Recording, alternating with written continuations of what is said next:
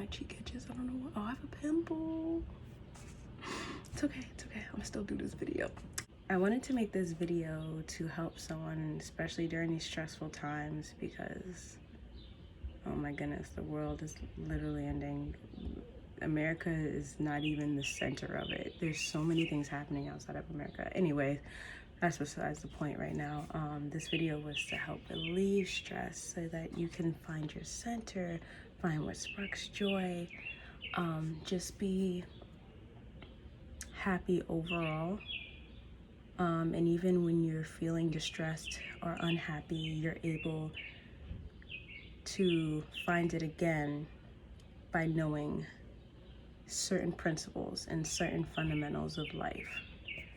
And yeah, this is my take on what brings me peace, how I created my peace and happiness, and I hope it helps you as well. Okay, there's glare. Sorry for the glare. I hope it's not too annoying. I'm not gonna look at you like a librarian. So, creating your own peace and becoming happy. Creating your own happiness, essentially. Creating your own peace is something that requires practice, patience, a lot of conscious effort.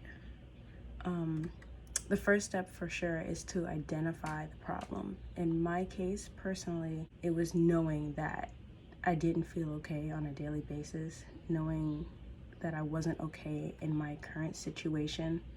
And usually when your mind is in usually when your world is in chaos, your mind is in chaos. So that's something to keep in mind. Something that everyone needs on a daily basis, just in everyday life, are basic fundamentals to keep in mind, or principles to live by. Something to keep in mind or to value, so that whenever difficulties arise in your life, it's that much simpler to find the answer. May not be easy, but definitely simpler. So I was still in the phase of identifying the problem, and you want to always ask yourself why. Like, yeah, I don't feel okay, but why don't I feel okay? And why does this not make me feel okay? Just always ask why, always dig deeper. How people spoke to me, how I spoke to myself, how my own actions made me feel. Because some of us got a lot of self-destructive behavior. It's sad but true. Self-sabotage is a real thing. It is so easy to fall into that victim mentality. I was in it for like 6 years. Sometimes I still fall into it. You have to practice. It doesn't always come so naturally. The second step for me was processing. And in my case, I was reading a lot of self-help books, listening to a lot of self-enlightening advice on YouTube, Instagram, some from the books I was reading. In doing so, I found 4 crucial aspects to incorporate in my daily life that I found necessary, and I think it applies to everyone. It just looks differently person to person. And the top main 4 are mental, physical, spiritual, and emotional. Mental, that's where all your doubts, your dreams, your thoughts, your insecurities, that's where they all live. If you have a weak mentality, then you'll slip through the cracks and you'll succumb to your negative thoughts, your insecurities. You won't get anything done. But if you have a strong mentality, you are more disciplined, you accomplish more. Having a weak mentality is basically when you fall victim to your own faults and insecurities. But if you have a strong mentality, you've mastered control over your own mind, and you're really disciplined, you have goals and you set out, you accomplish them. So I'm trying to have a strong mentality. I'm almost there. Having a strong mentality, that's where all the discipline is built. All that is done internally is manifested outwardly. Okay, emotional is the next body to keep in mind. Everyone in your life has influence, whether you like it or not. if you're hanging around someone who is always negative and is always talking about what they don't have, or just, oh, the world's down on them, then that's gonna rub off on you soon. You're gonna be doing the exact same thing. You're gonna think the exact same way, and that's simply because we all give off vibes, we all give off energy, and you want to be around the right energy, because that'll manifest the right energy in you. With that right energy inside of you, you're able to give out that energy to the next person, and then the next, and then the next, and that's how love makes the world go round. The first step from your mental state transforms into emotions. So that is, emotions are always your first response. For me personally, I haven't mastered the emotional side yet. I decided to channel it into my creative side. So I draw a lot, I paint, I do just a lot of art. So whenever I feel upset or even really happy, yes, I don't know how to deal with being super happy, I channel it into something that can be physical or tangible, which is my art. And that always helps me clear my head and get my thoughts straight and process and understand the emotions that I'm feeling. Physical, that's one of the first bodies that I mastered. It was, I think, because it was, everyone was on that health kick. Yeah, everyone was going to the gym, especially girls. Everyone started lifting, and so that was like the trend. So that was a lot easier to get into. It eventually became like a level of self-care, like knowing and applying that level of self-care into my life, weekly routine. It helped a lot in other things. So it trickled down into other aspects of my life. So whenever I feel overstimulated in like anger or frustration, I go lift heavy. So that always helps me. And of course, the physical aspect isn't just like working out, like, oh, go for a bike ride or any form of exercise. It's also eating healthy. How you fuel your body is a key component, because I've actually, so one week I was, story time. One week I was just eating like turkey burgers and just like meat. And not saying that you shouldn't eat meat, that's totally up to you, whatever works for you. But me, I was eating turkey burgers and red meat and stuff like that, and when I went to work out, I could not summon the energy to do a proper like jump squat, or I knew I could lift more, but just I couldn't summon up the energy to do so. The very next day I was like, okay, let me go back to eating my salmon and vegetables and fruits, because my stomach was feeling a little not so great. And I kid you not, the next day I could summon the energy. I felt way better. I could move around more. It was insane. So eating healthy definitely has an effect. Even if you don't feel it right away, it's doing something. Sometimes it takes longer than others for other people, because maybe they've been eating terribly for so long, so your body needs time to flush out that stuff. Drink water, man. Drink water. I know that's the most basic advice you can hear on any form of social media, but drink water. Lemon water is my favorite. So that, or mint water. Just put literally one leaf in a water bottle. It's really good. So refreshing. And the next body is spiritual. Wait, let me see. Am I done with physical? Let me look at my notes. Spiritual.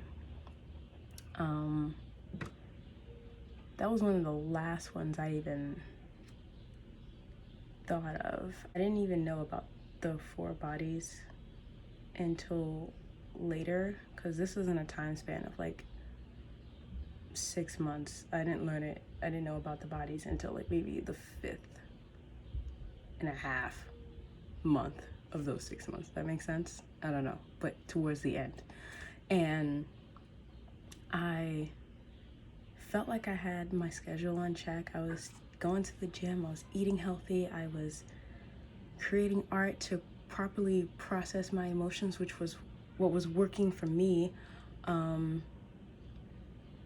And I was in a good mental state. I was actually accomplishing things. And then I was sitting at my desk and I felt just like this incompleteness. And I was like, oh my God, what is that? I thought I was done with this feeling. I don't understand. So then I started looking at like my favorite people on YouTube, which is Nastasia, Juana Marenko, and Mary Jane Byarn. And I was like, okay, what do they have in common? Because they seem like they're just killing it at life. And then I realized they both talk about the same thing. They're like, whenever they're doing their videos, it does come up a lot. And they talk about how they give thanks to God. And now, like Nastasia, she said that she became a new version of her, a better version of herself. Yeah, so she found herself being a better person after giving thanks to God and just giving more of her attention to him. And yeah, so this is so drawn out. I asked myself, what's missing? What am I not getting? And then I thought about those two. I thought about Mary Jane and Nastasia, and what are they doing that I'm not? And I noticed that they are very spiritual. They give thanks to God. They have gratitude. That was kind of like my first aha moment. I incorporated a meditation time in my daily routine as well. So in the morning, as soon as I wake up, I'll freshen up, brush my teeth and wash my face, and then I'll go and I have my Jesus Calling, and this is my journal. Of course, it has a bunch of doggies on it because I love doggies. But yeah, it has like daily devotions in there, and then at the end of it, they have scriptures that you can look up. My Bible's back in my room. Yeah, I'll read one, and then I'll look up the scriptures like at the end, and they're by date, so it's very easy to keep like track of where you're at. And they have like a little bookmark. But yeah, so I'll do that, and I'll read it, go to the scriptures, read those, really think about it, I really think about how to incorporate that into my day as it goes on. And then I write about it in my journal. Like if I have anything to say about it, write about it in my journal. And then, yeah, that's like kind of my daily meditation. And it helps me set the intention for the day. It helps me just like be in the right mindset. And I always feel good about it. If I go like more than 2 days without doing it, I feel it. I feel the difference. I'm like, oh my God, I feel so incomplete. Anyways, my attention span is ridiculous. So I realized that both were very in tune with their spirituality. More specifically, they were in tune with their relationship with God. When you exercise your spiritual body, you gain such a sense of fulfillment, gratitude, and belonging and security. Like you feel safe. You know you're in God's hands. Okay, so one of my favorite books, I haven't finished reading it yet, is From Dust to Discipline, and it's written by none other than Nastasia Ponomarenko. Oh, this is what it looks like. And one of my favorite quotes on the spiritual aspect was, "Our souls long for a spiritual purpose, which is why it does not resonate from the pleasures of the world." Which basically means to me, all these materialistic things in the world, they're not gonna do much for you. They're not gonna get you far. You have to have that internal spiritual center, peace, and that'll keep you fulfilled way, way longer than any materialistic thing. Like this book, this iPad, money, food. Eat your food. Eat good food. Don't die on me. But yeah, those types of things, they're not gonna keep you full for very long. Yeah, I have a lot of favorite quotes in this book. It's really good. No, we'll come back to that. This isn't a book review. So yeah, the whole objective towards all this is learning your own curve, finding out what works for you, finding what sparks joy, so that you can be happier. You can be a peaceful, happy, loving person.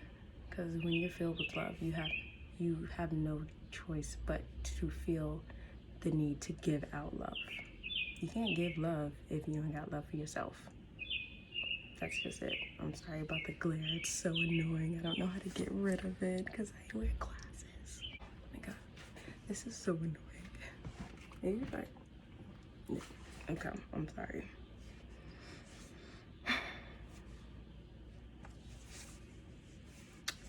Don't be afraid to be brutally honest with yourself and figuring out what works for you. Just because a group of people is doing it doesn't mean that you have to do it. You have to do what makes you happy, because in the end, who's there? You. Kyla reference. A few extra tips to keep in mind while you're on this like whole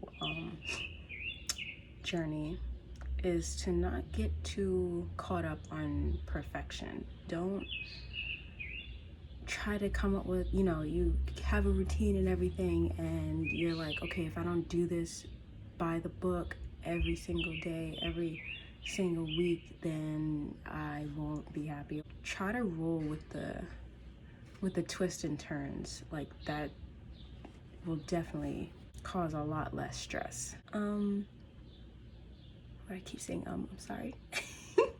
Damn it.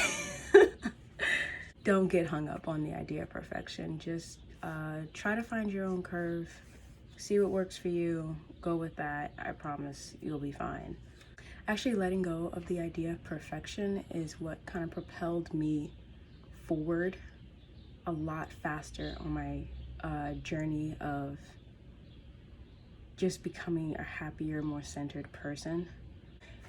And allowing myself to mess up, and allowing myself and forgiving myself for not being a perfect person, because who the heck is perfect?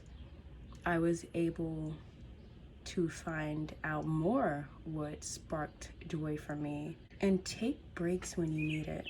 Surround yourself with nature. I'm sure you can hear the birds outside my window. Loved ones, even new people. Anything that sparks joy for you. Sometimes you need like just a new surrounding, new person to be around, just new energy. Yeah, it's very refreshing. Always remember that you can experience happiness and joy wherever you are, as long as you embrace your experiences with love, gratitude, and just overall just being present. I hope this helps. Bye.